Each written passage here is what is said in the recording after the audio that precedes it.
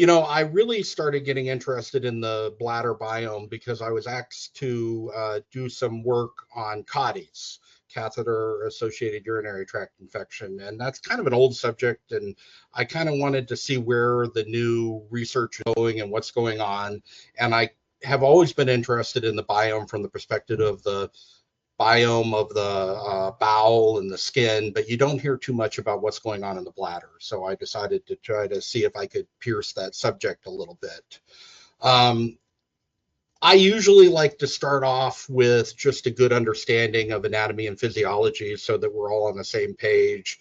It's always good to get a little bit of a update on that. And the thing that I really want to kind of focus on is that the top layer of the bladder is actually you can help me with the pronunciation of this, Vic, if I screw it up, but the glycosaminoglycan layer, and I'll just call it the GAG layer, which is actually a gel layer that is naturally occurring at the top of the skin, and it's actually creates a very good defense. It's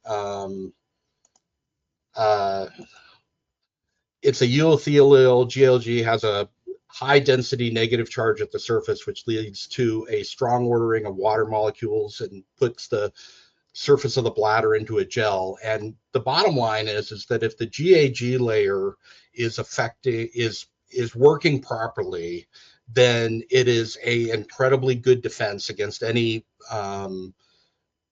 infection entering into the walls of the bladder.